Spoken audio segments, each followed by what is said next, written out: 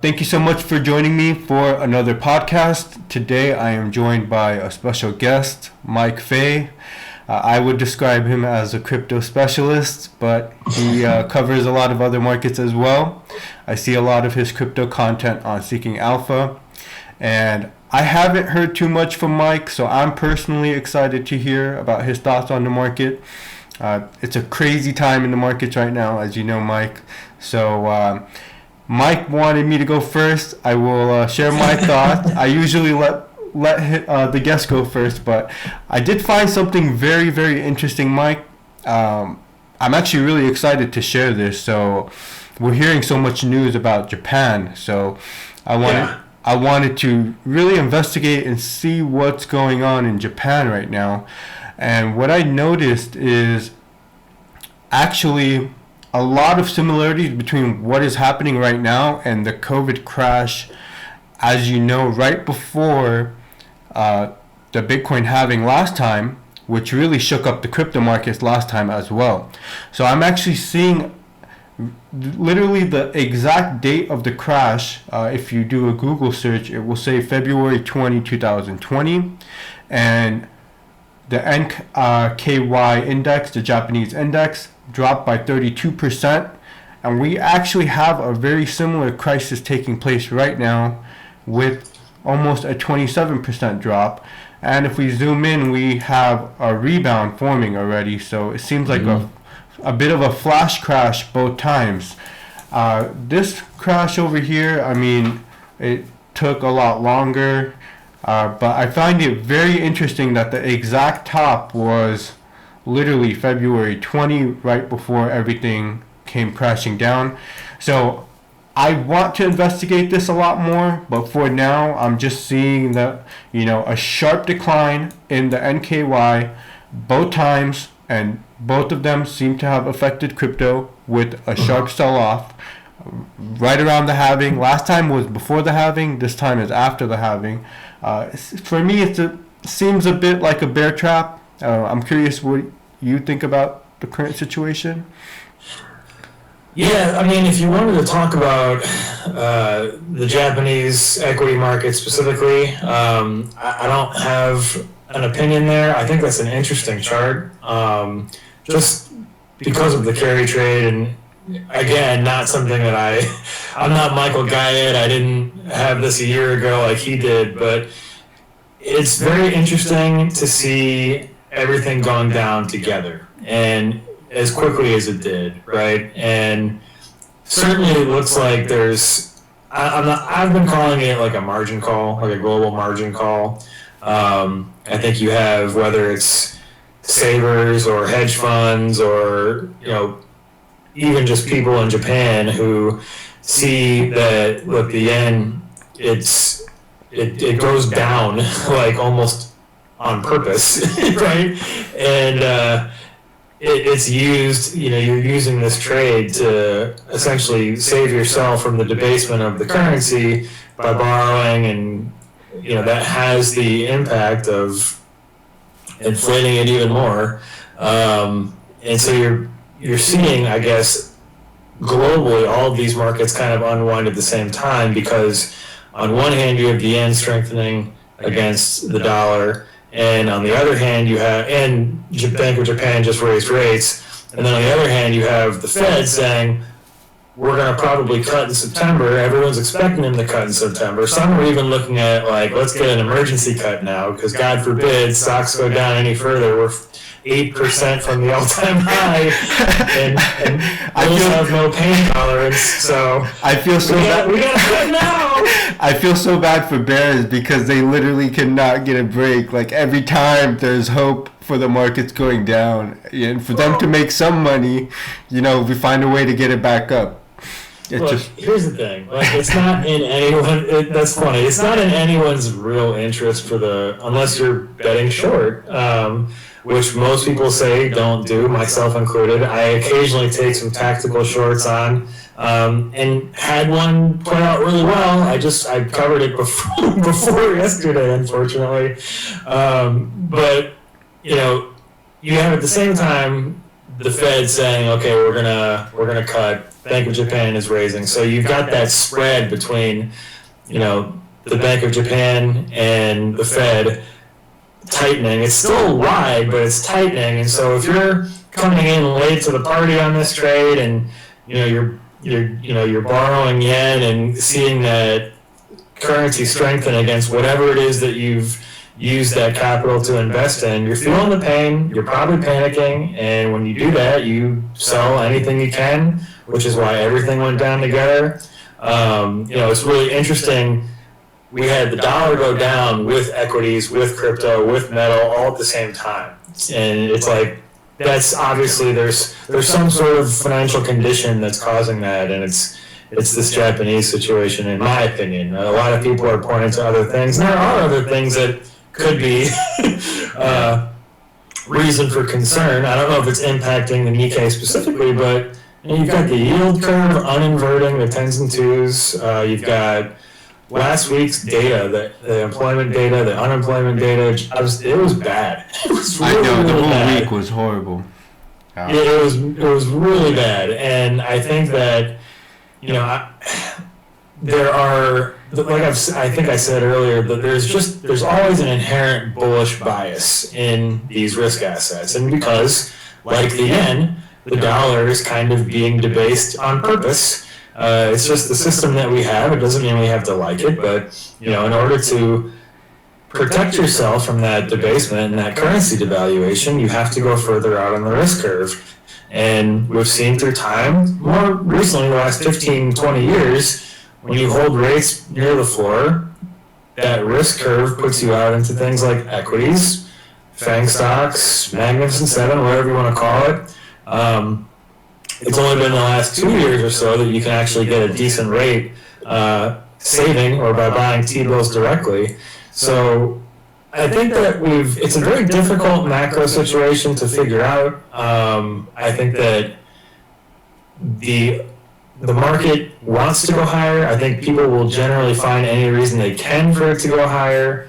I'm not sold, though, that we're going to see a new all-time high in equities this year. I'm not sure that's going to happen. I'm with you. What do you think about the thought of a market crash after the Fed pivot? Well, I mean, I get cautious about using the word like crash. Like, could it crash the way would we define yesterday as a crash? I mean, maybe. Like, yeah, I would. Yeah. I mean, okay. To be fair, I mean, the stock market was closed. I think that what happened on Sunday was ridiculous. I was with my family, and my brother-in-law is a perma bear. I mean perma bull. Perma bull. He's essentially like Michael Saylor, Bitcoin maxi, only Bitcoin. So I was with him, and we were both looking at each other like, what the hell is going on? Like Bitcoin dropped from 58K to 53 to under 50, and pretty quickly. I wasn't looking forward to waking up on Monday and seeing what's going to happen with stocks. I did give a prediction that I thought stocks would rebound, and they did fortunately rebound. I just think that, I mean, Robinhood halted 24-hour trading for 2 days. There's just, like you said, there's a lot of things. I do genuinely feel bad for bears just because, like, if we are trading in a market that's truly fair, it's like every time when the prices are dropping, it's kind of unfair for Robinhood to halt trading and prevent them from making money with the equities dropping and things like that. But I would call this a flash crash, sharp sell-off, sharp rebound. And the COVID crash was pretty similar. I think the COVID crash took a lot longer. Yeah. It was, several weeks. But let's just move on from this. But the main point here, I just see so many similarities, both around really a key time for the crypto markets, because as you know, with the whole concept of the Japanese carry trade, it's all about borrowing cheap liquidity, right? And so there is the thought that this liquidity is being injected into the crypto markets, and I find it very interesting. We get a COVID crash, sharp sell-off here, and then a rebound, and this is really when the crypto market started to rally.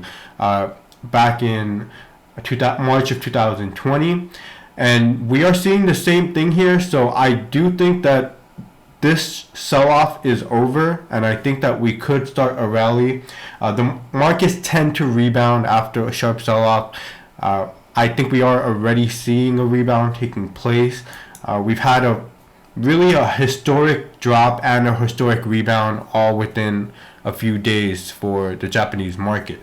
Now, if I switch over to the crypto, my long-term crypto perspective in terms of Bitcoin, if I zoom out over here, I have something pretty similar to the Bitcoin ribbon chart, except I think the Bitcoin ribbon is not very accurate. If you take a look at the Bitcoin ribbon here, and I talked about this a bit with James Ford. So let me just pull up a good Bitcoin ribbon chart over here.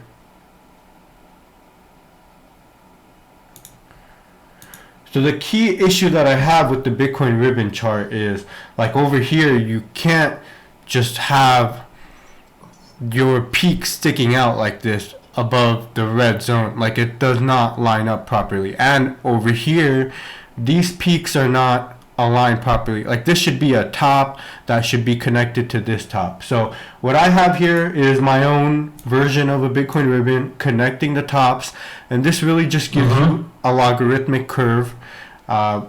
It's, essentially your return on investment will decrease over time. The earlier times are higher return on investments. Every cycle, Bitcoin's ROI has decreased, over time. And I think really this cycle, I'm looking at 100K as a psychological barrier here. I think a lot of people have talked about 100K last cycle. I know a lot of people who didn't sell over here because of the 100K, narrative. And I'm expecting there to be a strong sell-off around 100K, really around 99K. Like, how when they sell something in the stores, they sell like $1.99. They never put $2. So the same concept applies with the market. Sellers will hit the market, $99,000 something dollars. So I'm expecting you're gonna get 99.9, and that's gonna reverse. and then nobody ever sells because it never hits 100. Yeah. And that I do have a slightly higher target around, I don't know if this is drawn very accurately, but between, I would say, 106,000 to 126,000, I do want to use statistics software to draw a very accurate target. But this will change depending on, the price target will change depending on when we touch this actual resistance line. But my thought process is that really smart money is always looking to exit at these peaks over here. I was aware of these peaks in the last cycle. In the last cycle, I was actually very confused though, because for the first time, Bitcoin formed a double top over here, which has never happened before. Each time we have a single top over here and a single top over here. So this really confused me. And we had a lot of money printing taking place. So I think a lot of people gave into the belief that maybe this will be the time where we break through this key resistance level over here and possibly start a super cycle. That was the narrative back then. A super cycle where Bitcoin reaches like triple digits, 100K plus and things like that. Those narratives tend to be dangerous. A lot of people got trapped here. A lot of people never sold. Really had to take this huge drawdown over here. The Fed started to hike over here around November of 2021. So really just a bad time to be in the markets. We entered a bear market. But really this cycle has been, I would say, hyper bullish from the ETFs. The ETF narrative is driving the market. I did a video talking about Bob Lucas. I've learned a lot from Bob Lucas about the Bitcoin cycles and Bitcoin structures. And Bob Lucas pretty much says we're building a base, we climb up, build a base, climb up, build another base, and then climb up and build another base. So I still think we are following this pattern, even though we had this sharp sell-off. This actually, the base still ended up holding over here, and we are still technically in somewhat of a bull flag pattern here. And we can see that closer here on the 1 week time frame. So we are getting a very strong rebound here, a strong wick back up right over here. And I think we have seen that time and time again, a strong wick over here. And over here, a bit of a mini wick. But, you know, I am hopeful that maybe we rebound back up to the highs over here around 69K. But really, we've been neutral and boring everyone to death with the sideways price action, you know, ever since February. But I'm only going to be bullish as soon as we break out above this, you know, flag pattern above 69K. We had Trump trying to hype us up and bait us all, and a lot of people I'm sure got liquidated from following that. But I mean, that was an interesting time. I don't know if you want to talk about that, but I've talked about that already on. And I actually wrote a piece for Seeking Alpha about Bitcoin 2024 and how RFK Jr. was there and how Trump was there and the proposal that Lummis is putting out there, and you know, just this concept of we're going to buy 550 Bitcoin every day until we have, like, you know, one of the largest stacks in existence. And when you do the math on that, it's like, okay, so 550 per day, if you did that, you would actually already have the supply at a deficit because of how much is coming in from the mining.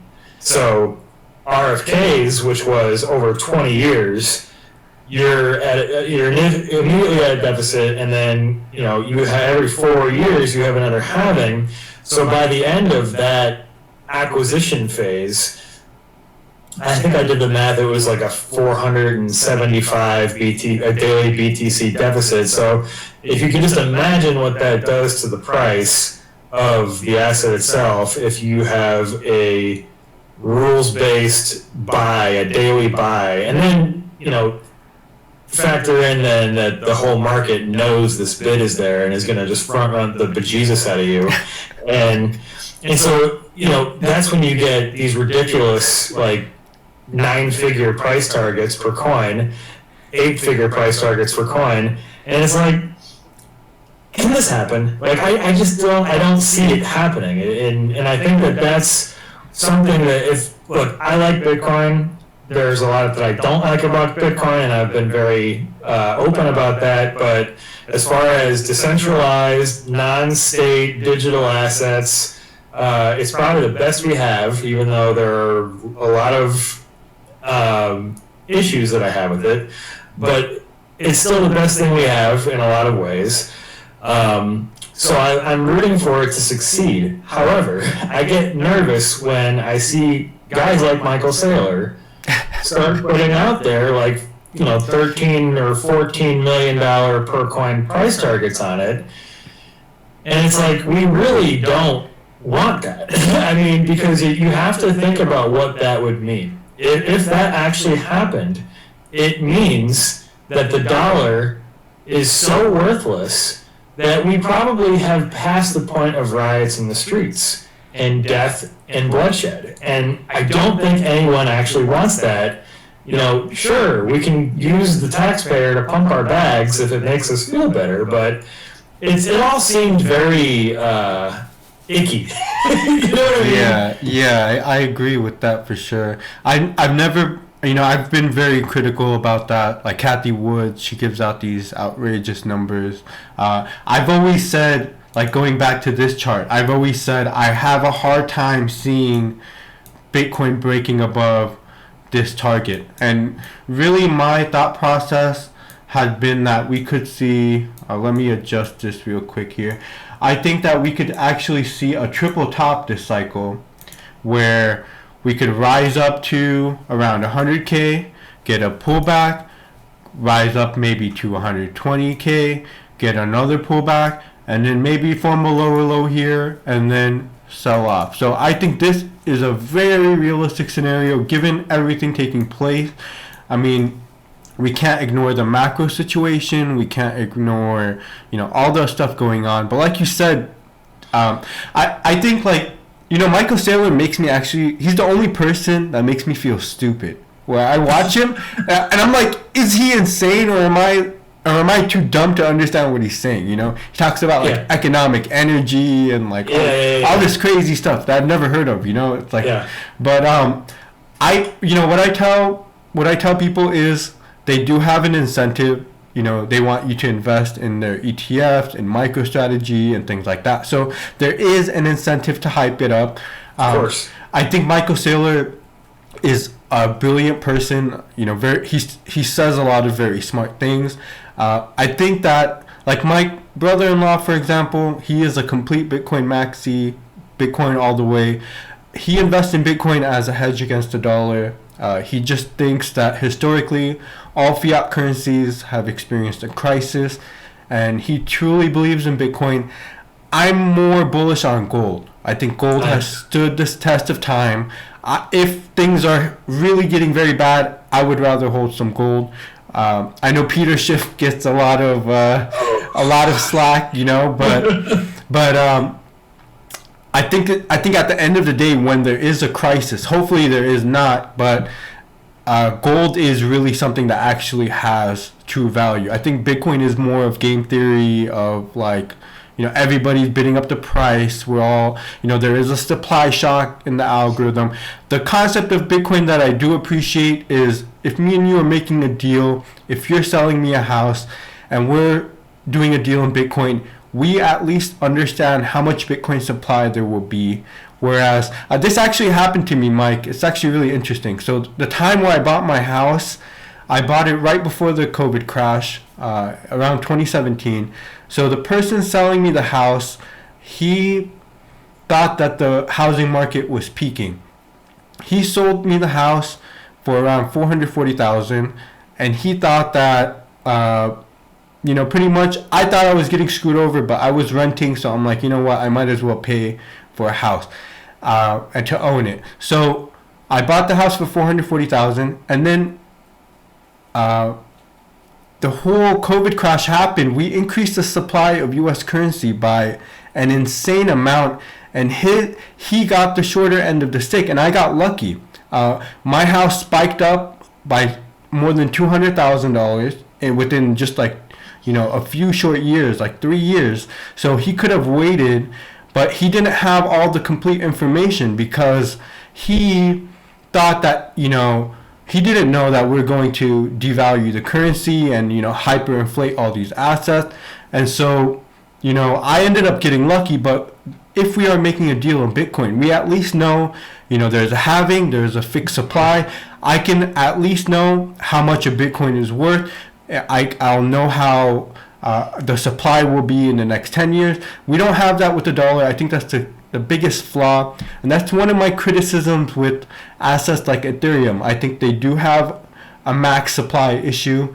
I've talked about that with James as well. But really, the limited supply is the best aspect of the Bitcoin feature, I think. But I think right now, there is a possibility that Bitcoin still runs up to 100K. I'm not very bullish on equities like you.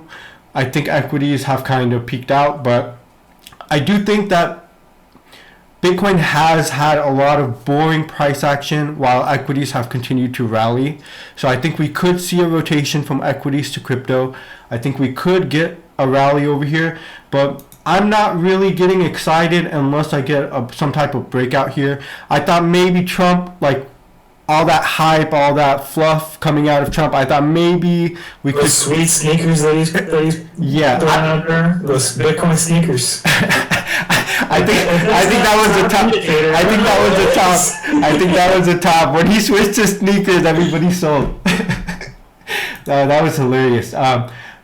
I've always talked about the Treasury throughout 2023. I think the U.S. Treasury has been really the MVP of this entire bull run, really, because we've kept interest rates very high through the Fed, but the U.S. Treasury has provided a lot of quantitative easing, and I don't think this gets enough media attention or enough people are paying attention to U.S. Treasuries. But today there is some very bullish news. The U.S. Treasury is announcing a large debt buyback program, and the first buy will actually take place tomorrow. So I think we are starting to see some very bullish news coming out of the U.S. Treasury, and I think this could provide the fuel for a rally, which is very interesting. Going back to this, how the suspicious crash both times from the Japanese index, and all of a sudden we're starting to see some liquidity coming out of the U.S. Treasury. And right now, I think the global M2 supply is starting to rise. There is a correlation between Bitcoin and global M2. I drew some arrows over here. So we have global M2 at the bottom in the yellow. We have the Bitcoin price at the top relative to the US dollar. And I drew some lines. Like, we have a sharp rise in global M2 supply, a sharp rise in Bitcoin's price. We start to slow down with global M2 supply over here. Bitcoin tends to tops out. We get a sharp decline in global M2 supply, a sharp decline in Bitcoin's price. I see a lot of similarities right here. It's really mirroring between Bitcoin and M2 over here. The thing that stands out to me right now is we are getting a sharp rise in global M2, but Bitcoin's price has this suspicious crash, this suspicious flash crash taking place while global M2 rises. So I think I'm leaning towards this being a bear trap, and I'm leaning towards smart money buying. And we actually do see that. BlackRock didn't sell any. I'm not sure if you saw that on Twitter, but I follow Arkham, and they give a lot of great updates. Institutions haven't sold any throughout this crash, and they've actually bought some more. So the data suggests that whales are actually buying. Institutions haven't sold. So I don't think that they are spooked by what's happening. I think we're seeing they're buying more. I recently bought some more on this dip as well. But really, M2 is starting to rise. I think Bitcoin could start to rise over here. But really, like I said, I'm waiting for that bullish breakout. I have around 69K over here. I really would like to see a new all-time high above around, I would say, 74K. I think that would be, the green light for the bull run rally. And as far as Ethereum's ETF, I have to say I've been very disappointed. It's been bad. Yeah, I've been extremely disappointed. I have these key price levels for Ethereum. I was very surprised to see a sharp sell-off to $2,100. I think we got a very strong rebound off of this support zone over here. I am interested in seeing right now for Bitcoin and Ethereum. I'm interested in seeing if Ethereum can break above 2,800 over here. I think if we get a rejection over here, I would be a bit concerned. If we get a rejection here, I would be concerned of going lower. But for now, I think we are rebounding. The sell-off has calmed down a bit. I do want to see the price continue to rally over the next few days. For Bitcoin, we do have a CME gap, actually. CME gaps tend to be filled. And we have a CME gap around, I think it's around 59K. Yeah, 59K to 63K. So I think Bitcoin will climb up to fill that CME gap. And I think that I'm interested in seeing if we get a rejection there or if we continue rallying, because, getting a rejection at a key support level, key support zone afterwards, it's not a good look. But right now, I think we've calmed down. I think we will trend up. Mainly keeping an eye out for what Bitcoin does around 60K. If we start to get some selling there, some rejection and a drop down, I would be very concerned at that point. But for now, I'm thinking, this is a bit of a shakeout right over here, and I think we've seen. Put two simple moving averages on this weekly chart and throw out the 8 and the 20. Okay. You know what? I don't like this one.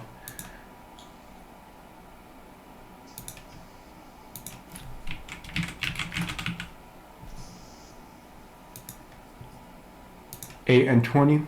Yeah, do the 8 and the 20.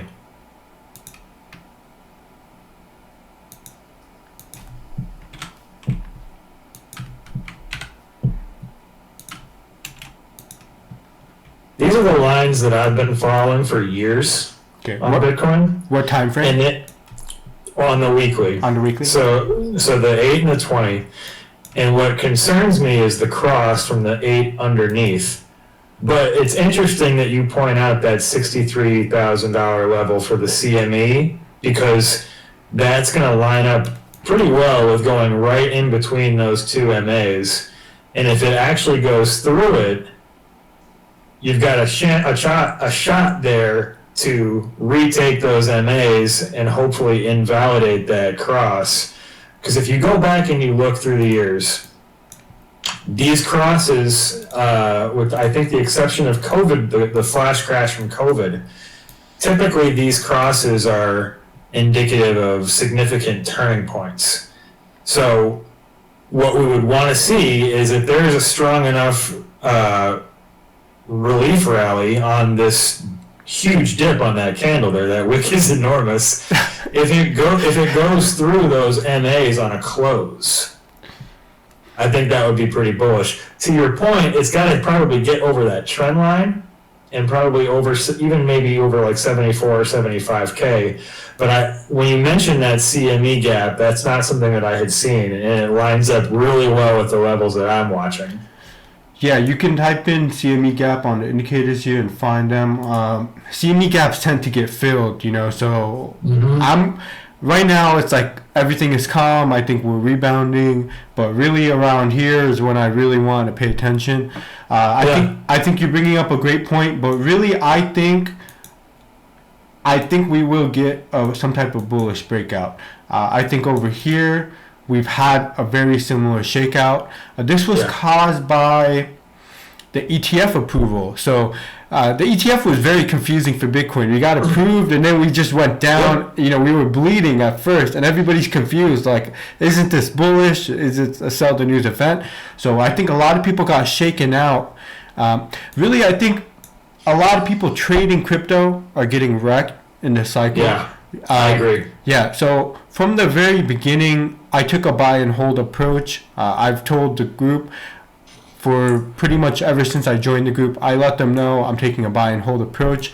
But I just don't see how traders are profitable with all of this. You have so many uncertainties as far as like, are the ETFs going to be approved? Is Ethereum a security or a commodity? What is the SEC going to do on what day? Yeah. There's so many unknowns. What is the Fed doing? And, so many things. But like anyone trying to short has gotten wrecked. The entire cycle. And then now you have this, it's just six months of chop, right? Yeah. 7 months of chop. With a lot of fear, right? We have the Iran-Israel fear. Last time there was, a lot of fear, a strong wick over here. But I think it's very interesting. I've been buying on all of these dips. My altcoins have been getting wrecked. All of the recent buys have been getting wrecked.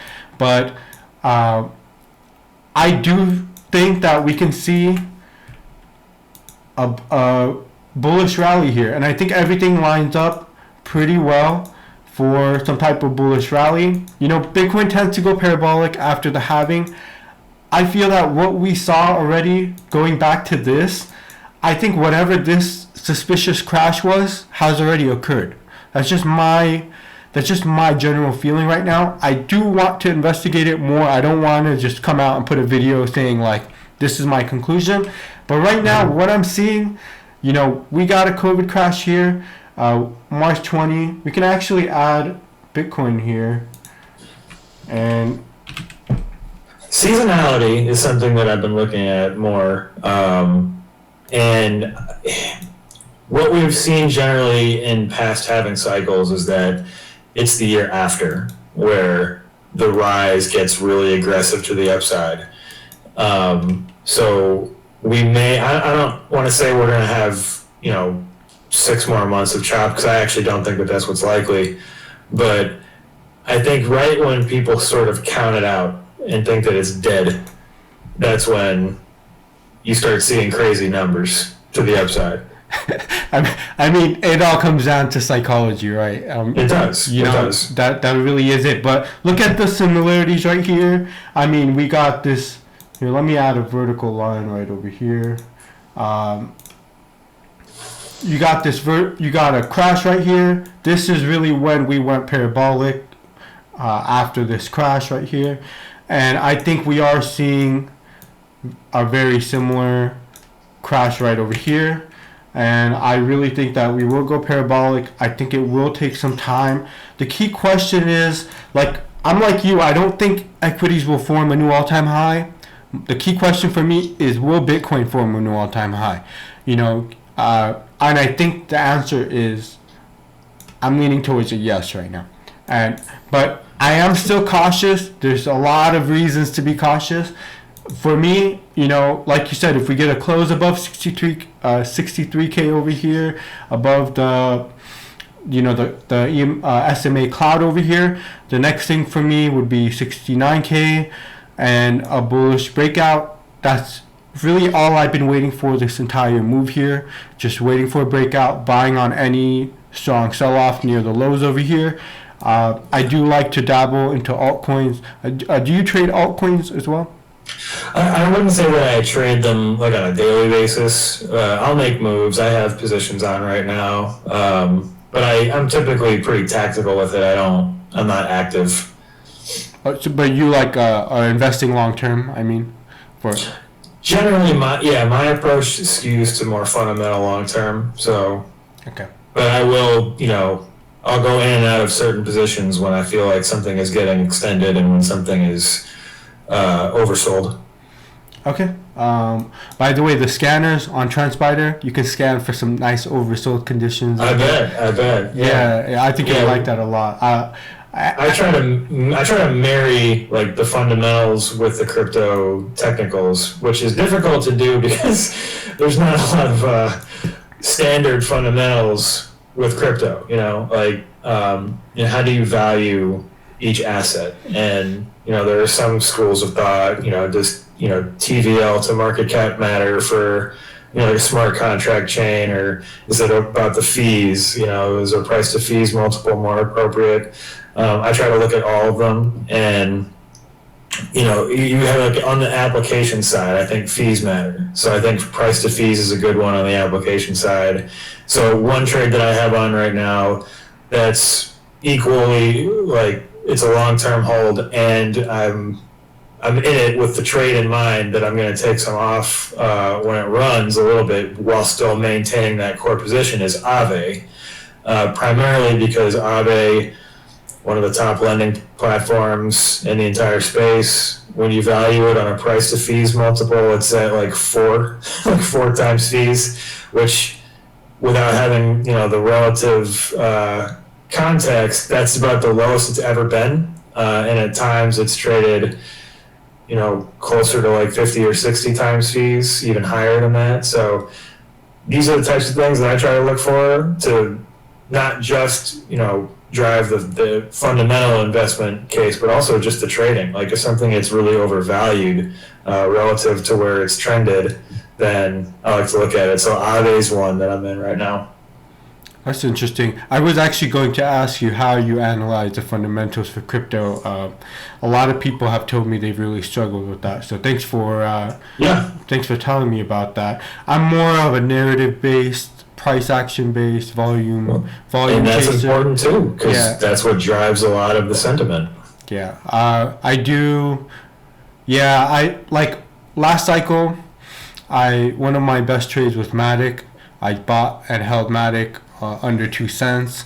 For me, Matic was a no-brainer because Coinbase and Binance both privately invested in Matic, so I was kind of just following the smart money there. Bought and held. I figured, you know, it'll perform very well.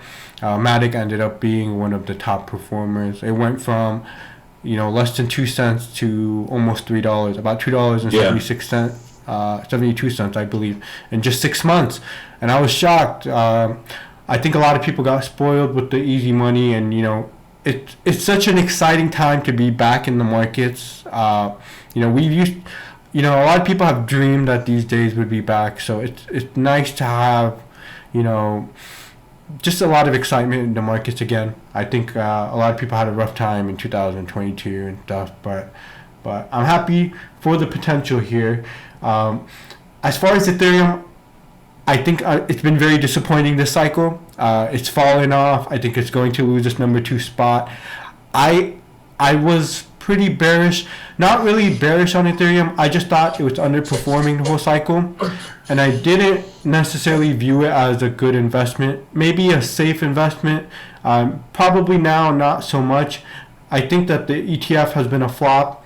Really, a lot of the blame is from Grayscale ETF holders. Oh, yes. Yeah, so just for the audience over here, the dates are over here, so you can see the daily inflows or outflows for Ethereum ETFs. You have a list of all the ETFs.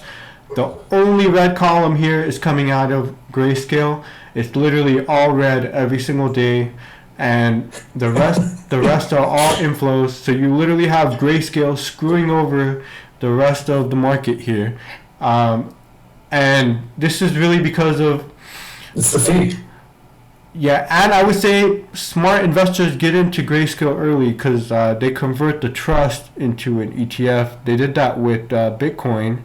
So, like right now, GSOL, I think Solana will have an ETF coming out. So, if you... They better not convert that Grayscale one, because if that goes to NAV, everyone's getting wrecked. I know, but Ethereum selling has gone on way longer relative to Bitcoin.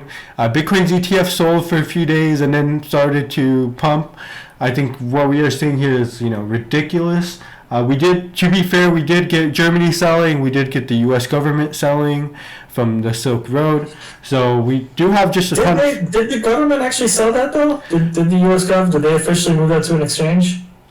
I saw them moving $2 billion worth. I think that probably spooked a lot of people. And caused. But I don't know that they actually sold it. I think that they may have moved it to a custody address.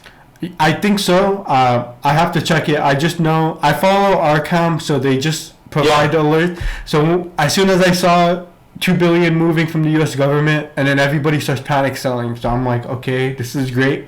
And then we get this flash crash. Before we go further, you mentioned something like 2 seconds ago that we need to dive in on. You said that you think that ETH is going to lose the number 2 spot. Yeah. What's going to take it over? Solana. You think so? 100%, yeah. So Solana has better tech. I'll show you right now. Let me close this. So Solana surpassed. They've passed in trading. Yeah, DEX trading. So I mean, it's the king is. I can't. The king is dead. I can't call it a king. I can't call Ethereum a king. I would say second. Second place. Underboss. Solana's coming for that number 2 spot. I said that to James too. I think this shows it. I've been bullish on Solana. I've been hyper bullish on Solana this cycle. I bought some very cheap, around $8 to $10. I got very lucky with that while everybody was panicking. But I wish I bought more, to be honest. But me too. And I wish that I didn't think that it was just a trade. I bought some and then sold a lot of it at like 60 or 70 bucks. But yeah, I looked at it as like, oh hey, I just got a triple in a couple of months. Like I'll take the win. But yeah, this is why you gotta look at some of this stuff fundamentally long term. Yeah. So I mean, my approach, I have a long term investment portfolio that I don't touch, and then I have a trading portfolio. The coffee can approach, basically. You like stick stuff in there and you let it sit there. Yeah, and I do move things around from time to time. Take profits, things like that. But it is good, especially with crypto. The one thing I've realized with crypto, it's like you wake up, you never know what the price is going to be overnight. People might sell, people might pump the price up. So like you could sell in profits and then wake up and it's up 20% higher the next day. I also think there's a lot of FOMO with crypto relative to the other markets. Like if something pumps 100%, it can still pump another 700%. Like, these are things that you don't commonly see in other markets that you have to kind of get used to with crypto. But I feel like selling early with crypto is usually not a good approach. Prices tend to go higher, like RSI gets you in trouble. It's overbought, but it'll go overbought, like, for several months, But I think Solana right now, pretty neutral, sideways price action, held up pretty well within this support zone over here. I actually pointed something out to my subscribers on that exact chart a couple hours ago. I have maybe 25, 26 cryptos that I try to follow somewhat regularly. Not that I'm actively in or actively trading, but just that I keep an eye on. And today, out of all of them, there are like 4 or 5 where we see today's price is ahead of yesterday's high. Solana is obviously one of them. You can look at the chart right there. But not only is Solana above yesterday's high, it's above Sunday's high also. So yeah. I think that's a bottom right there. Oh yeah, definitely. I just think that the TrendSpider team is very bullish on Solana. They're bullish on Solana meme coins, on Solana cryptos. I'm making a lot of investment in Solana cryptos. I like Render. Render is available on Solana and Ethereum, but I like to chase Solana cryptos. I think Solana is the future. I think that it's going to overtake Ethereum. What we are seeing with Render, they're actually migrating away from Ethereum and onto Solana. So that tells you a lot about the current state of the market and Ethereum. And I have these simple price levels over here. I think that right over here we did get a false breakout. If the crypto market didn't have a strong sell-off, maybe Solana would have reached this zone around $202 to $210. But these are my levels. I think Solana will form a bullish breakout very easily over here above this red trend line here. But I don't want to jump the gun. I want to see what crypto is doing, like you said, what Bitcoin is doing at 63K if we get that bullish breakout. But what I'm seeing so far, just adding all the pieces together, especially with the Japanese index over here, I'm leaning towards this already being some type of flash crash that could spark a rally, that could spark a bullish breakout. And, M2 is rising already. I think Bitcoin has not rise. We get this suspicious crash. I think we could start to rise here, and I would not be surprised to see if we get a bullish breakout here. My key date for a new all-time high is between now and the Fed pivot around September. September 18th is the exact date. So I'm still just giving this some time. We are still just neutral within this range. Once we break above this, if we get a breakout, that's when I will be, very bullish. And hopefully my altcoins will get some relief. And then I'm comfortable shorting around 100K. I think if we rally to 100K, that is a key level where I would look to exit. Pretty much take a lot of profits off the table and open some short. I'm curious to hear your thoughts. If you want to share your screen and your thoughts. Sure. Yeah. I have the same 8 and 20 right here. This is on Bitcoin. I drew that exact same line that you drew right there. I have 71 as kind of like my breakout, and I have the 50 EMA right here serving as kind of a nice little bottom. The seasonality part is what makes me a little bit worried. And this is one of the things that I actually do like a lot about TrendSpider, among other things. These are the 2 worst months historically for Bitcoin. And, mean changes, something that I explored with subscribers this week, last week I should say, is these mean changes in August and September are actually helped by 2 significant outliers in 2017 and I believe 2021, because years following halvings August and September performance those years was phenomenal. I think one there was like a 95% year, and the other there was like a 65% year or month, excuse me, in August and September. So they're awful, and they're still benefiting from significant outliers in August from years past. I think I have this all the way at the beginning. Yeah. Well, one thing I want to mention too is 64.7. There it is. One thing I want to mention too, I found it very interesting. So each Bitcoin halving year, there's only been 4 red months. We've already seen 2 red months, so I think we are likely to see 2 more red months over the next, if we follow that trend. We only have a couple months left. We have August, 5 months left. I think 2 of those will be red months. It could possibly be August and September. I think September is likely to be red, but the TrendSpider team says that August tends to be very choppy. So we could have had a sharp drop. Maybe now we get a sharp rebound. There's something to that. I mean, the mean change is -1. So, you get, big outliers, maybe both directions. And so here's one August where it's down 21%. September's mean is actually lower. September's mean change is, I think, -5, if I'm correct. Can't really isolate it on that. If you put it... Yeah, -5.8. Yeah, September is a bad... Man, last September was rough. I remember... Actually, it wasn't so bad for... Well, not just for crypto necessarily, but also stocks. Like, stocks had a horrible September last year. It doesn't mean that it has to happen again, but I'm very cautious about some of these things. Here's Solana. I drew that exact same line that you did. Matic, I'm not actually heavy in this one. I have like a really small position in this one. This has historically been one of my favorite cryptos, but it's getting almost a little bit oversold. But kind of as you alluded, there's not, you want to be very careful about RSI with crypto because it can get really bad both directions. This, like I said, I alluded earlier, Aave, this is one that I like a lot. This is ahead of yesterday's close. Yesterday's candle was kind of sick in a bad way, but it's recovering a little bit. If you look at this is the weekly actually. I flubbed that up. If you look at this over time,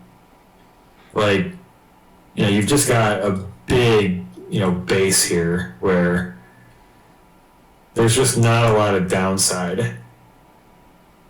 Yeah, that's right. And you've got this trend. I would try to go to my fundamental tool that I use, but it's gonna jack up my internet and I might lose you.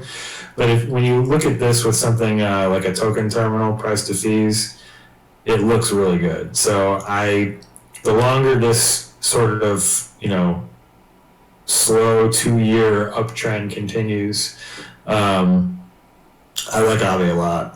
I'll leave it at that. You might like XRP with the 7-year.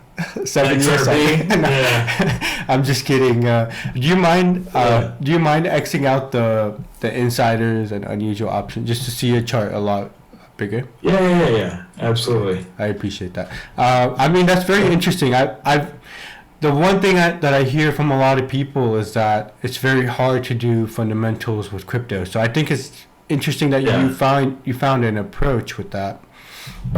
And here's the thing that should throw cold water on all this is, like Bitcoin, Aave's seasonality is not great for August, September, but unlike Bitcoin, you don't have green the rest of the year, right? Like Aave, typically you get your big months a couple times during the year. So you go back and you look at this, and there's not a whole lot going on. It's mostly chop, but when it does go, it's going to go. And we don't have any more data for this one, but if people who have been in the game for a bit, if you want to talk about seasonality, I recommend going. If you select Bitcoin and if you check the weekly seasonality, you can actually see that we do have a bullish trend for the next few weeks. My approach is to use 7 years of seasonality data. So if you switch to 7 years, if you start the since date at the bottom there. Hang on. And I go to January 2017 is when I select it. So I like to use a 7-year sample size as my approach. Did you select, that's interesting. So yours doesn't look that bullish. Over there. How did you go? What'd you pick, month? You said weekly? You didn't go day of week, did you? No, never day of the week. I hope not. Let me actually see. I think it might be just a different chart. I use Bitstamp. It looks like you're looking at Kraken, but let me just see. And that's the other thing, is that all these exchanges can have different pricing. That's very annoying for me. I've even on TradingView just filtering all the other charts. No, you know what? It does look pretty similar. You know, I made my video a few weeks ago, so I guess weeks 30 to 32 what might have been the bullish trend. But yeah, you're right. It looks like the next few months are not really the best time. The next few weeks, I guess, they're not really the best time. I'd say it is a bit of a coin toss. The seasonality can be wrong. Like in this case, when we get such a strong sell-off, like people are buying the dip, I think that the seasonality kind of goes out the window. So well, yeah, and I think also just remember that we're dealing with a different cycle this time. I mean, you've got the ETFs that are, I think, pulled forward a lot of what would have been post-halving action. A lot of that demand got pulled forward, and the capital just went in a different way. So, like, if you look at Coinbase is their percentage of retail trading is like less than 20%. It used to be 80 2 years ago. Like the last bull cycle, it was retail, and now it's institutional. So a lot of this demand is coming from, you know, the ETF specifically this time around, and it's just going to change. I think, you know, some of the things that we've looked at in the past as cyclical expectations may not work out the same this time around, which isn't to say that you should have, you know, not look at seasonality at all. I think seasonality is actually really something that's helpful, but this time may not be the same as last time, you know? okay, I do wanna share something. Yeah, here, take your screen back, and I'll share one more thing when you're done. I wanna let you have your chance, but I just think this is very important here. So if we look at 2016, so let me hide this over here. Okay, so 2016, what's very interesting is quarter one was very bearish. So 2016 was the year of the halving, 2020 was the year of the halving, now 2024. So 2016 we got 2 red months in Q1. So yeah. I was bearish on Q1 in this year. So I was wrong with that, and it ended up being all 3 months were bullish for Q1 because of the ETF. It was approved in January. Now, if you look at 2020, 2 months are red. If you look at 2016, 2 months are red. So the pattern is Q1 is bearish every time we have a halving. This time, all 3 months were green. So it completely threw me off. We then got a lag over here where April was bearish. Now it looks like we've seen 2 red months so far. August is red so far. It can still close green. So I'll give it some time. But what I've noticed is 2020 we have 4 red months. February, March, and then June and September. Now in 2016, 4 red months as well. January, March, and July and August. So I think we could, like you said, see 2 red months here, maybe August, September. I think that's a possibility. That does match up with the previous trend because we get red months around Q2, Q3. So we've never seen red months in the end of the year for the year of the halving. It just has not happened. So a lot of people are bullish towards the end of the year, but I think my thought process, like you, is things have changed now. So things can get front run over here. So I wouldn't be surprised if we get a breakout in August, September, and then kind of switch things up over here, just like how we did at the beginning of the year. So I do think, to your point, if a lot of these new investors are coming in, you have institutional money that's coming in now, it could just throw everything out of whack, and we could start a new seasonality trend with these new investors. We could. Yeah, I mean, it's definitely something to pay attention to. Again, none of this is gospel, but in the interest of just paying attention to the fundamental part of all this. I know that the number going up is a lot of fun, but I think the thing that makes my approach a little bit different is that I just try to marry both together. You see Artemis, okay? Yeah. And the thing that I think people just need to keep in mind is that it depends on how someone looks at Bitcoin and Ethereum, for that matter. What are these things, right? And the longer term trend for Bitcoin throughout most of its history has been that active addresses is growing, right? We can see through, you get that big pop and then the big decline following, the 2017 rip, and then the same thing happens again. But you get that climb up through crypto winter, and then again here we are. We're getting that sort of blow off top in the price of the coin, while the DAUs, or the active addresses, is going up.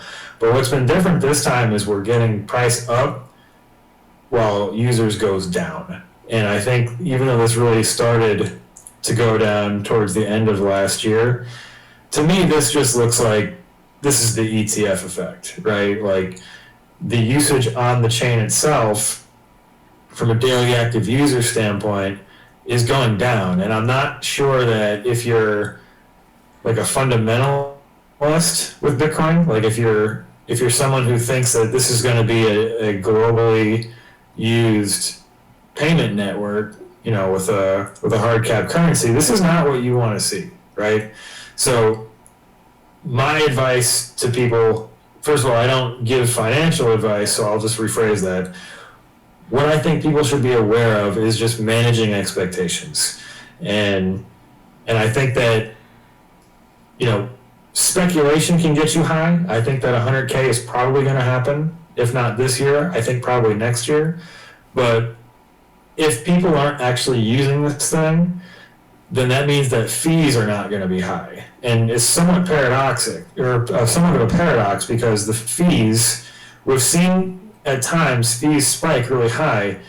And this is actually good for miners, because of the diminishing supply over time, miners need fees to become the incentive mechanism for them to continue running their machines. And if we're not going to have fees on chain, then there has to be some other incentive. This is where I think you're going to see people in the future start to bring up, well, what if we don't have the supply cap anymore? And I think that would be a very dangerous path to go down, because it would kind of destroy the one, I think, very legitimate bull case for Bitcoin, which is the fixed supply. So this is not accurate here for like an average standpoint, because it's the beginning of the month still, so this will end up going up over time. So the daily transactions here is actually really good, but it's not coming from more actual people using it. It's just higher frequency, right? Well, I do want to ask you one question. Do you think there's a scenario where miners will panic, given that Bitcoin's price is not rising, supply is decreasing, and you know, you're not seeing enough activity that might hurt some miners. So, do you feel like there could be some type of like black swan related to mining? I think that what is more likely is you're just going to have very large consolidation in the space. So I think you're going to see more companies that are, public and that can easily raise capital by just diluting their shareholders. I mean, that's what they're doing. Yeah. Instead of going to the debt markets and getting they can't. You can borrow if you're going to build an AI data center. You can't borrow if you're going to build a Bitcoin data center. So it doesn't matter that they both use obscene amounts of energy. But so it's for the public companies are going to the equity side of things, and they're issuing shares to raise capital so they can keep expanding and keeping up with that hash rate. So I think just the private companies are going to have they obviously can't do that unless they're going to like a private equity investor. And it's much more difficult, I think, to sell a private equity investor on you're going to have to keep doing this over time, and I'm going to keep, you know what I'm saying? So I think that what's more likely is that public companies will just become a larger share of the global hash rate. And there's problems with that too. None of this is to say, like, listen, dump your Bitcoin, get rid of Bitcoin. I own Bitcoin. I own Bitcoin self-custody. I own Bitcoin in the ETFs. I own Bitcoin in crypto IRAs, like any crypto IRA. Like I have Bitcoin in a variety of different ways. I think it's a great thing to have. It's, like I said earlier, probably the one cryptocurrency that can actually like legitimately claim decentralization. There's a lot that's good about it, but one other thing that I wanted to show, because you brought up gold earlier too. I also happen to be a gold bull as well, and I actually have a much larger position in gold than I do in Bitcoin at this point, which hasn't always been the case. They've been kind of a little bit more closer to parity at times throughout certain cycles. But right now, I'm more invested in gold. And hang on a sec, present something else. Here we go. Do you prefer physical gold or gold on paper? It depends. So everything has a trade-off. There's no perfect situation. The physical gold is great because it's no one's liability except your own. And if you can store it safely and not tell anyone that it's there so you don't get robbed, then that's good. I like gold with jewelry. So, I think we try to own gold with jewelry. So a company like Monet, which sells 24 karat gold in jewelry form, I think is a smart way to do that. It's also probably easier if you're, trying to move from country to country. It's easier to get it over borders if you're wearing it as a jewelry accessory rather than if it's in a suitcase in a bar form. But so for speculative purposes, I like, the spot ETFs are good. You can either go with PHYS, which I own quite a bit of. CEF is the gold and silver fund. But what I'm showing here is this is a long-term chart of gold ETF holdings going back to 20 years, also even before 2004. And what you can see here, this is why I think the idea that Bitcoin is digital gold, while it's compelling, it's being challenged by what's actually happening in the market.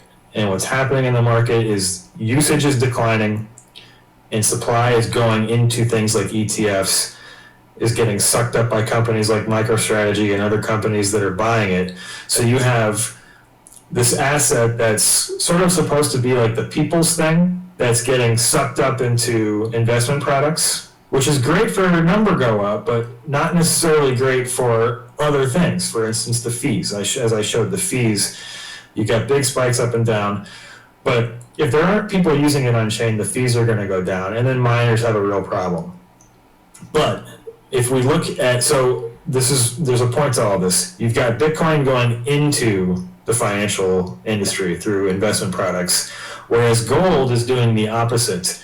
The gold ETFs by region, you can break it down by region and look at it in a different way, and you'll see the West is largely dumping while the East is picking it up.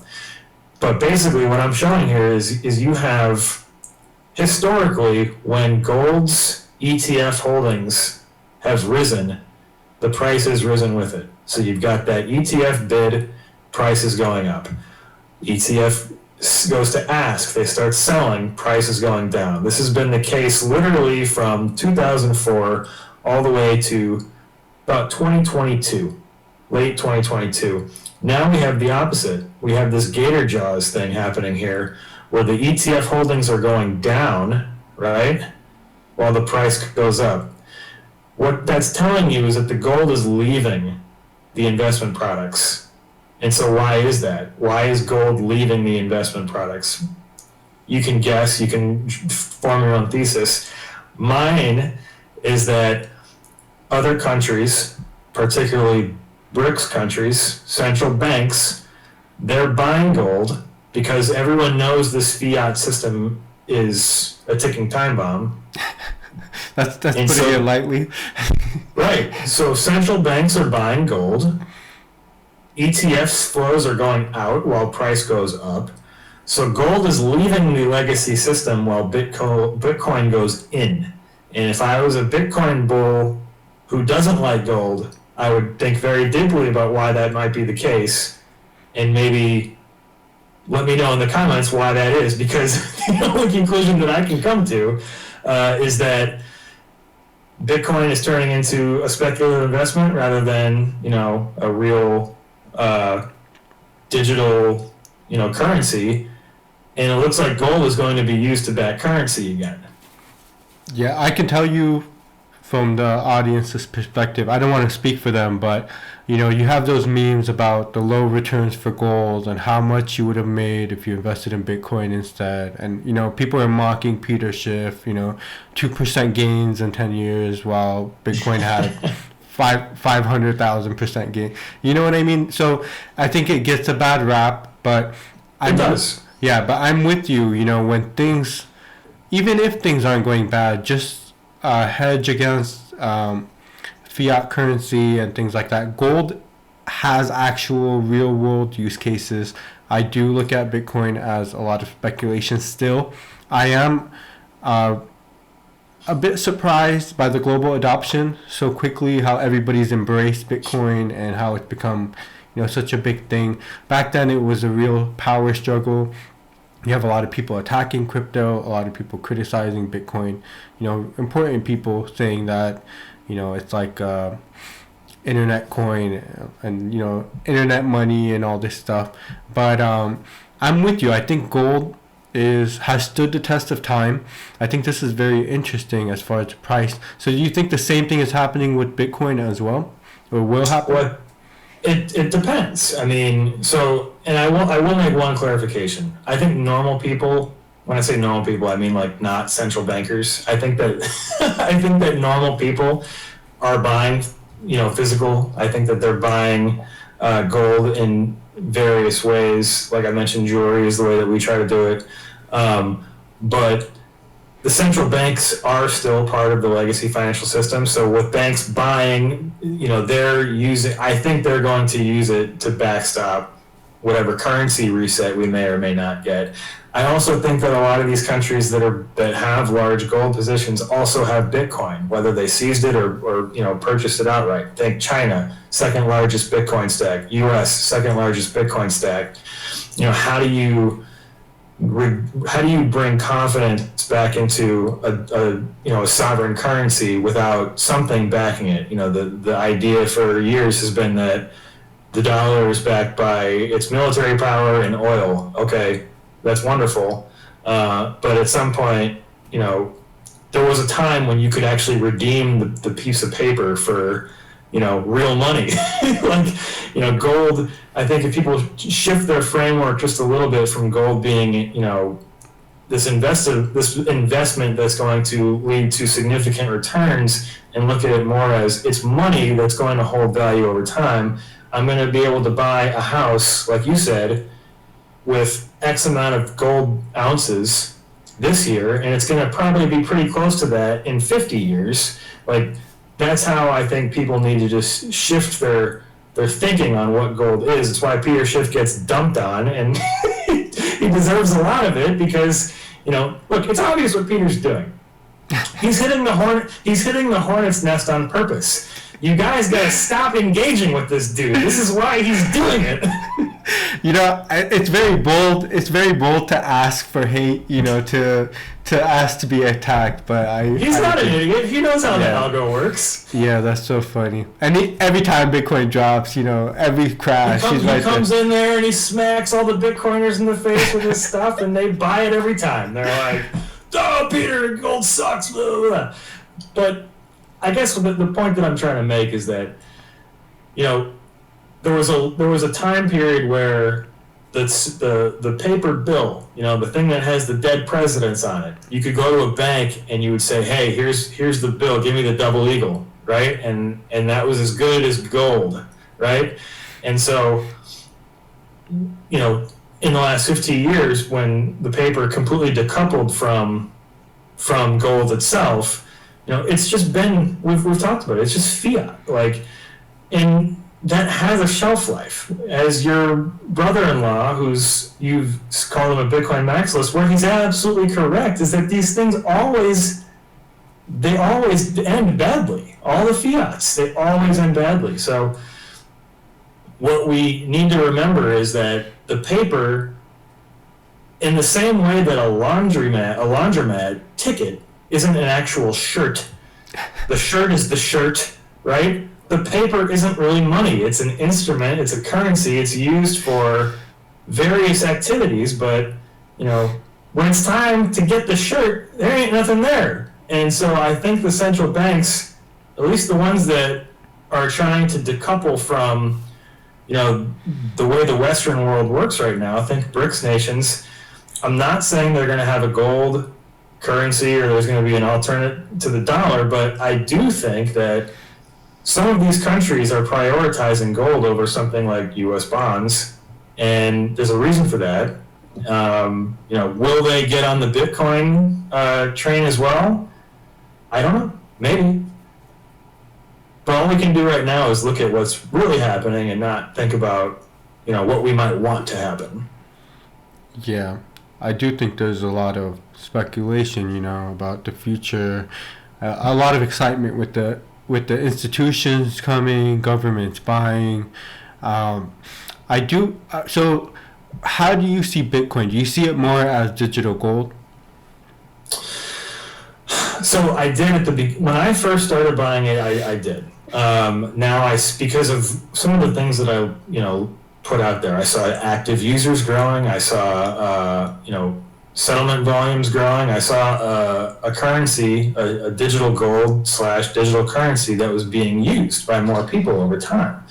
And we're not seeing that in this cycle. And so I don't want to say it's caused me to go bearish, because I'm not bearish. I still think that the narrative is going to drive the action and the price of the asset, and the price of the asset is probably going to go higher. What I will say is that I think that it's less digital gold than some may think that it is, and it's more like just a raw speculative measurement of global liquidity. Okay. So you describe it more as a hybrid asset. I would say it's probably the best description. Hybrid. I've heard someone use the term synthetic commodity in the past, and I like that. I think synthetic commodity works well. That's the first time I've heard that. I think that makes a lot of sense. I think it is an interesting concept. I look at it as tech as well, and I think that I agree. And I think tech is very dangerous because you get large growth and large decline. I am afraid that Bitcoin can have large declines later, especially for someone like my brother-in-law who's a Bitcoin maxi. You're not as diversified as what a financial advisor would recommend. Well, and to speak about diversification, I think even when, I first got into Bitcoin, I think back in might have been early 2017. It was before it topped, but I didn't get really big into it until after the top, when I saw it sell back down in 2018. I think when it went under 10 is when I was like, okay, here we go. Like, it's time to go. But what I think, even at that time, I had already been buying gold. I've been someone who's been a proponent and advocate for gold, silver as well. You don't have to choose. You can do both. Like, we don't have to dig in on, these ridiculous arguments when it's a common enemy, is it not? Gold is an anti-fiat instrument, as is Bitcoin. That's one of the things that I think Bitcoin really does well, is it's an anti-fiat instrument. So don't overthink it. You don't need to put yourself in a position where I'm going to be wrong or I'm going to be right. You can just do both. My audience mostly is a lot of speculative investors. They like to gamble on small caps. They like to gamble on, they like to take a lot more risk than the average investor, I would say. So I think a lot of people are looking at, the high risk, high reward in crypto, especially with altcoins. Last cycle was insane. Like we said, Matic went from less than 2 cents to $3.70 in 6 months. That's never going to happen in the stock market. Like, I don't think ever. Well, and there's nothing wrong with that. Like, there's nothing wrong with, being a speculator and owning it. My platform or my publication is Heretic Speculator. Like, that's the whole thing. Like, just know the game that you're playing, right? Like, and here's the other thing. The traditional financial industry, can I curse in this? Is that okay? Yeah, I don't mind. The traditional financial people fucking hate gold. So why are they now the ones who are championing the digital gold narrative as well? Like, they're not supposed to like gold. So what is that all about? I'm not trying to answer it. I'm just putting the question out there. If you're looking to maximize your returns, then of course, like, Bitcoin is going to probably go much higher than gold in a total return standpoint. I'm not arguing with that. I'm just saying, know why you're buying it. Is it digital gold? I don't know. Maybe. Like, I'm not seeing that case in the data, but perhaps it will get there one day. Yeah, I think that's a good point. I mean, I see some videos about, like, there's a bunch of physical gold and, like, the process of moving all that gold, and all the labor, all the the challenges, like you said, checking in with the gold when you travel. Whereas Bitcoin, no one will know you have it stored away in a drive. But think about this though. Like, there's two sides of that coin. Like, if I'm going to send something to you as a payment or as just a a gift or whatever, a tip, then sending you physical gold is a friggin' nightmare. But in Bitcoin is much easier. But if you and I are sitting at the same table and we're settling up, a lunch check, gold is far cheaper to transact. It's nothing. You hand it over. Or silver. It's a round coin is $25. You hand it over. It's nothing. But I don't. Whereas Bitcoin, you've got to actually still pay the transaction fee. I don't think crypto is money. I don't think it's used in everyday transactions. I think more of if I'm purchasing a home, a large purchase, I think that makes sense. A certain number of Bitcoin for a large purchase makes sense. I don't think everyday transactions. I think a lot of people last cycle had hope that Litecoin would be something like that, where you can just use it as money. I don't think we are at a point where it's used as everyday money. I don't think we'll ever reach that point. I think there has been a lot of hope, maybe XRP for the banks, maybe Litecoin for everyday money, but I don't think we're there yet in terms of money. But I do think it is emerging as some type of hybrid, some tech, a lot of speculation. I think the speculation has the people from the previous cycle are kind of saying, I told you so, and you even have those shirts saying I told you so from I forgot what's his name, Da Vinci.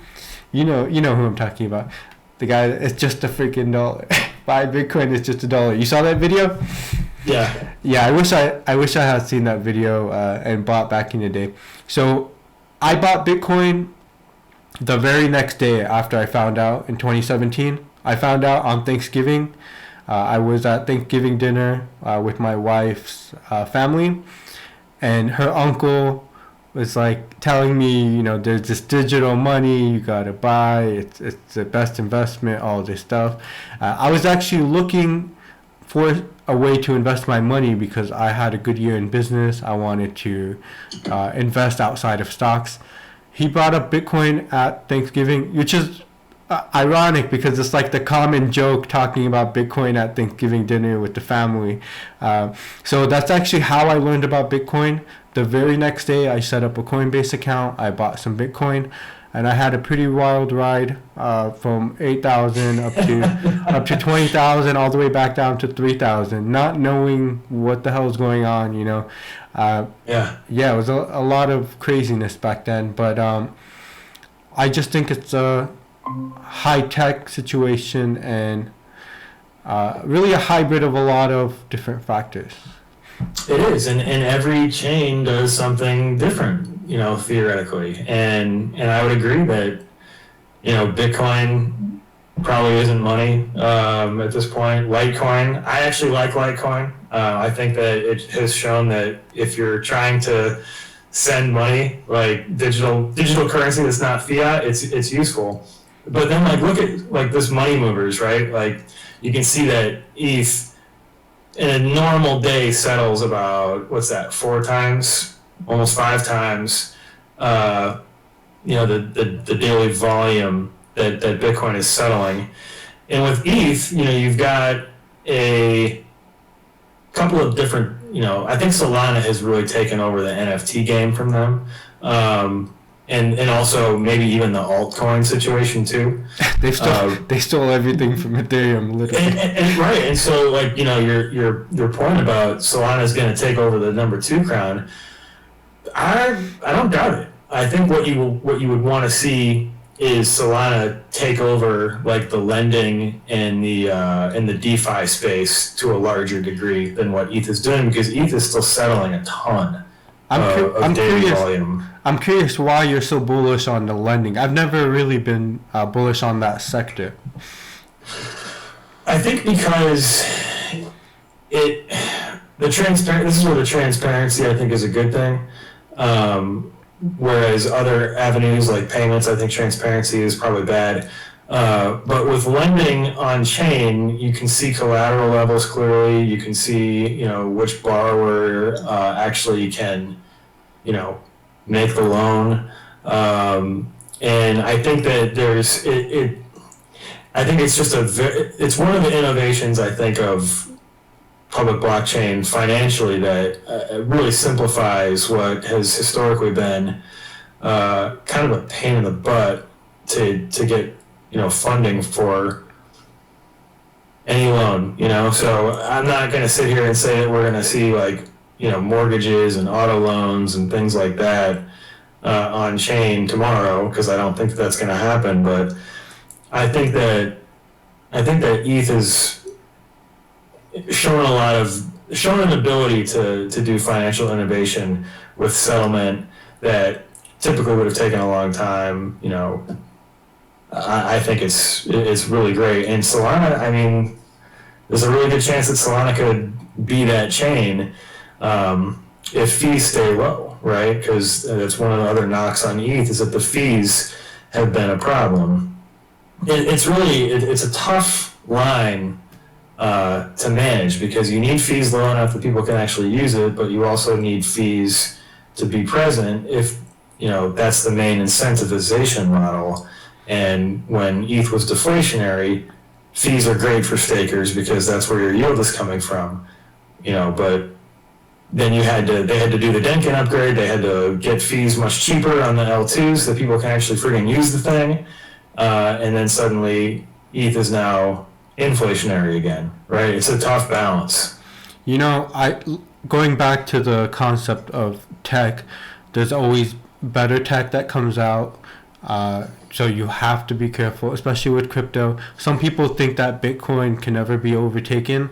One of the biggest comparisons that I have, and I will have a video about this, I did a webinar about it, the comparisons between the dot-com crash and pretty much what's happening now. They call it the AI bubble, the everything bubble, but there's a lot of similarities between crypto and the dot-com boom, where really everybody who went on the dot-com, everyone who had a website, www.com, their stock went up like crazy. It was a lot of speculation. The same thing's happening now with crypto, with blockchain. Everything on the blockchain, there's a lot of speculation. There are some companies last cycle, they've done nothing at all. A bunch of money was thrown into it on pure speculation of the future. Some of them actually built some, real projects. Some of them have done nothing. Some of them are just straight up scams, raising money, have no intentions to ever build a business. So I actually, I dodged a bullet once. Let's see, what was this thing called? Let me see if I can remember.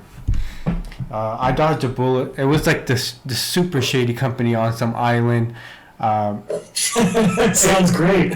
Yeah, they were trying to be. Hold on, let me see if I can find it.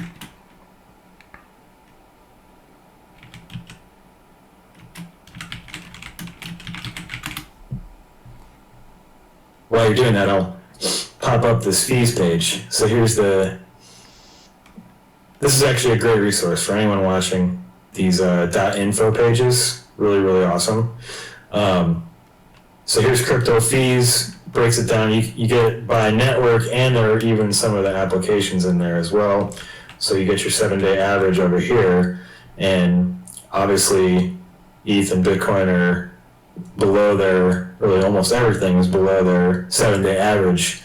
But you can kind of go all the way down the list, right? And you can see what is actually generating fees from real usage. And you be mindful that a lot of these things are made with the specific intention of not being high fee. But you can kind of get a sense for how, if supply wasn't, if token emissions weren't incentivizing, transaction validation, then the fees just aren't there. Like Litecoin is barely over Ethereum Classic. Ethereum Classic is a friggin' ghost town blockchain. Litecoin's DAUs are in the hundreds of thousands typically. So it's a really interesting tool that, helps develop a fundamental framework for things that you could look at if you wanted to. But again, if your whole game is trading and speculating, it might not be as important. I'm curious then, if Ethereum has so much more, what was the first chart that you showed, or the first table? It was money movers. So money movers, yeah. Let me go over there again. Okay, so if Ethereum has a much larger amount than Bitcoin, so why is Ethereum's price like not as high as Bitcoin, or not higher than Bitcoin? I mean, if you're looking at something like that. It's because my view is that I don't think most people are buying these things off of these types of, numbers. I think that it's more, Bitcoin is driven primarily by, right now, capital flows, right? Like, and we've seen price move with ETF capital flows, and it's been, I think, normal days are right now for Bitcoin spot ETFs are usually positive or even just like marginally low. But we had that initial just boom in investment into the ETFs, and you saw price just keep going up every day with that. And obviously the ETH one has been a huge disappointment. We've touched on that already. I just don't think that investors are looking at this stuff. I think that,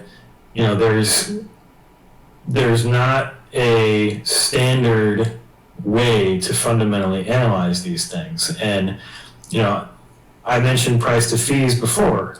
And, I think for for a proof of stake chain that has deflationary mechanisms, if there's enough usage of the chain, then fees do matter. And I think the reason why ETH has struggled so much is because it's not generating the fees that it was before the Denkin upgrade. This is a moving average on this. I think we're going to see this actually start to go down pretty soon. That's interesting. When did the upgrade occur? The upgrade was earlier this, I want to say it was spring. So it's been a few months. So we probably should see it reflected in this already. I'm surprised it's not. It's still showing such a large difference. What this may be doing is it may be rolling up all of the L2s. So I have, I talked to the TrendSpider team a lot. A lot of them are more techies. They actually use the crypto technologies. A lot of them use Solana's tech, and they're saying it's very, very superior tech. So it's a lot better than Ethereum for people who are actually using it. And I think we are seeing the start of a migration from, it's actually a hassle to migrate from Ethereum blockchain to Solana, and it is. Yeah, and you're seeing cryptos taking that jump. I think that says a lot, especially with Render. So I think Solana will come for that number 2 spot. I was very, very disappointed with Ethereum. The only time I was bullish on Ethereum was because of the ETF, and that was the time where it disappointed everyone the most with everything taking place. But I'm not overly bullish. I mean, it can still be an above average crypto, but I do think it's declining given what's taking place right now. Well, you alluded to something that's really interesting, and I'm trying to get this DeFi llama to load up. When it does, I'll show you what I'm saying. Go ahead. I found that shady crypto. So it's called Digitex. It's actually so funny. I literally dodged a bullet. This guy was such a scammer. He's a notorious scammer. I researched the company, so I saw he's in some island. I think it was Cyprus, where there's pretty much no regulation, right? But he ended up still getting arrested for what he did. But he's such a scammer. So Binance was growing very quickly. KuCoin was growing very quickly, and they both had their own crypto coin. So this guy launched his own crypto coin called Digitex, and the whole concept is it's a crypto exchange with no commissions. Instead, you buy the Digitex token, and the whole concept is it's free as long as you're using Digitex. And the reason why it's free is because your Digitex will go up in value. So it's a completely new concept. But the reason why he's such a scammer is he needs to launch the website, right? So we can actually trade on, similar to Binance, where you're buying and selling crypto there. So he put some bullshit countdown saying, time for the launch date on this countdown date, right? And he missed his first deadline already. I started looking at it after he was about to do his second deadline. He gave a bunch of excuses for why he missed the first one. He said, this is the real one. We're going to launch on this date. And people were bullish after the price already plummeted from the previous failure, right? So I'm like, okay, this is interesting. I had to transfer funds to a shady crypto exchange. It was a big red flag. I didn't feel comfortable at all. And anyway, so he put some bullshit countdown, 30 days, 11 days. So it's starting to get close, 7 days away. And me, I'm very obsessive. So I always look at the price morning, noon, evening. Pretty much every day I look at the charts, on weekends as well. I noticed near the top, I have this trend line, right? And all of a sudden I'm seeing some red taking place. I'm like, is this guy rugging right now? What is not happening in real time? What is happening right now? I start seeing some red, okay? And I'm like, you know what? My investment went up. I made some money before the launch. I don't know how the launch is going to go. I don't really want to stick around. I don't feel safe sticking around. I'm seeing some red. I'm losing money in real time because it's going down. So I exit. I transfer some money to Binance. So I want to get off that shady exchange as soon as possible, right? And the day of the launch, it's like a sell-off headed into the launch. The day of the launch, he's doing some video. And he basically gives a bunch of excuses. He says the website doesn't work. He blames the developers. And he says, I'm sorry, guys. And this guy raised a lot of money, like tens of millions of dollars. All he needs to do is launch a website so we can freaking get the project going. And he just gave a bunch of excuses. He had no real plans to ever create a real project.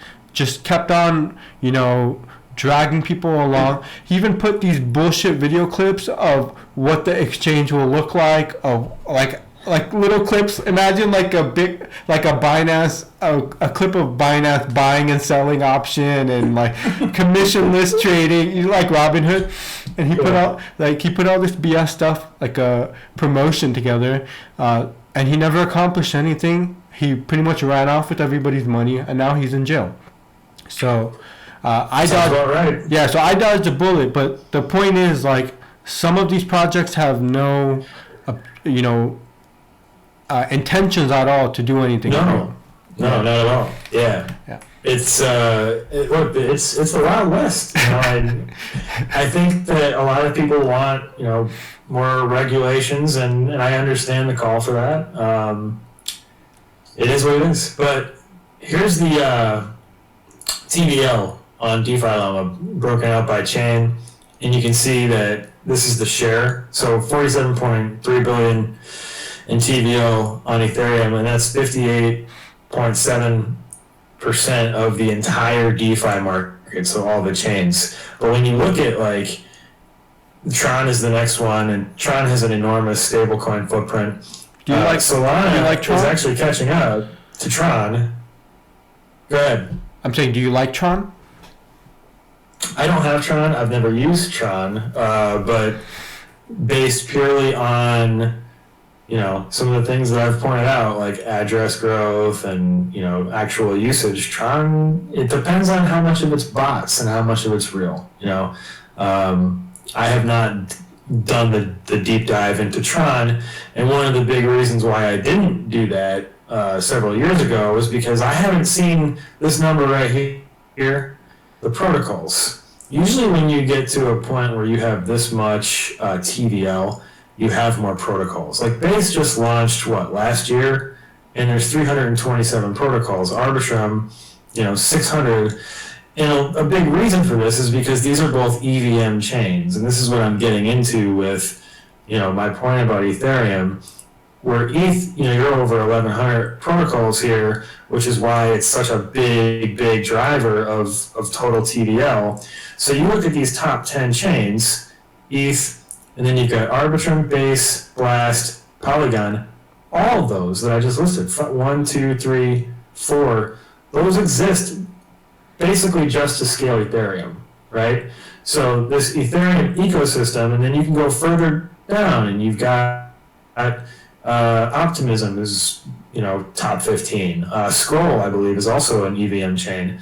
So you have many of these top chains by TVL metrics are EVM ETH ecosystem chains, which is partially why it's going to be really hard to unwind this Ethereum lead, because so much of this capital is wrapped up in a chain that's extremely difficult for these developers to migrate to Solana.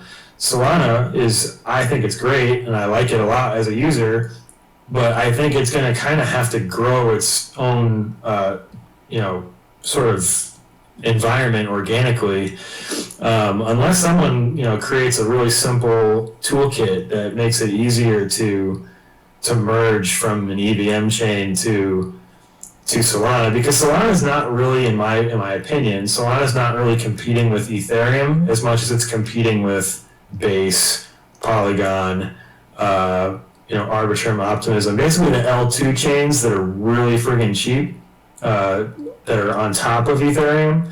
That's, I think, where they're going to have competition more so. So, but none of this means that Solana can't take over ETH as number 2 long term, because like you said, it comes down to tech, and comparatively, Solana is just far more seamless, and I think has a better user experience overall than some of the EVM stuff that I've used. So it's kind of a waiting game, and are you investing in Solana for the tech? Do you care about centralization or decentralization? Most people, I don't think, do. So I think that's where Solana will actually be really beneficial for users, because that ultimately, I think what helps an investment case is what is the consumer doing, what is the user doing, and the reason why Netflix is so valuable is because it has so many people who are users of the platform, and users leads to revenue, which leads to earnings, and blah blah blah, right? So it's going to be interesting. I think that we're far closer to the beginning than the end of this journey, and Solana is definitely one that I like. I'm not disagreeing with you that it can't take out number 2. I just think that it may take a while. Yeah, I mean, it doesn't have to happen overnight. The one thing I found very interesting from Michael Saylor is he sees a future of a lot of layer 2s and a lot of layer 3s being built over time. So I think that is very interesting to think about as well. A lot of investment potential there. And just the fact that so many cryptos could go down under if Ethereum fails, I think that's very important to consider. I'm not very bullish on Matic this cycle. I was more bullish last cycle. I like to chase the narratives. I like to chase the volume. I think this cycle is a lot of Solana volume, a lot of Solana meme coins. The meme coins is a bit disappointing to see, to be honest. It's like we're trying to legitimize crypto, and then you have these crazy crypto coins doing big numbers, celebrities coming in rug pulling, and just showing showing all the reasons why, all the things that we don't like about crypto. I'm done trying to fight the meme coin battle. It's just how it is. I actually bought some Pepe on this dip. I'll have to confess to that, but that's funny. Yeah. So thank you so much for coming on, Mike. I really appreciate your unique insights. I'm sure the audience appreciates everything that you've shared today, especially with your unique approach of analyzing the Bitcoin fundamentals, crypto fundamentals. I'm happy to have you on anytime. So anytime there's something crazy to talk about in the markets, let me know, and we can do this again. That sounds great. Thanks for having me. Thank you. And I will share Mike's socials. Be sure to check him out. It will be pinned down in the comment section below.